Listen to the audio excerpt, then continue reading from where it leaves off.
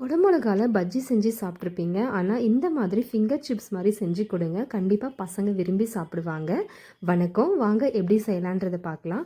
நான் இன்றைக்கி 2 குடமிளகா எடுத்திருக்கேன். ஒன்று வந்து ஃபிங்கர் சிப்ஸ் மாதிரி நீட்டாக கட் பண்ணியிருக்கேன். உள்ளே இருக்கிற சீடெல்லாம் எடுத்துருங்க, அப்போ தான் நல்லாயிருக்கும் சாப்பிட்றதுக்கு. இன்னொன்று இந்த மாதிரி ரவுண்ட் ஷேப்பில் கட் பண்ணியிருக்கேன்.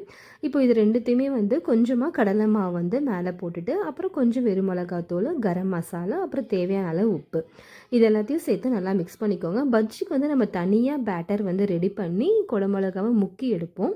ஆனால் அந்த மாதிரி பண்ணாமல் இந்த மாதிரி போட்டு லைட்டாக நீங்கள் மிக்ஸ் பண்ணி பண்ணும்போது உங்களுக்கு ஃபிங்கர் சிப்ஸ் மாதிரி நல்லா கிறிஸ்பியாக கிடைக்கும். கொஞ்சமாக பெருங்காயத்தூளும் நான் ஆட் பண்ணியிருக்கேன், ஏன்னா வந்து கேஸ் ஃபார்ம் ஆகாமல் இருக்கிறதுக்காக.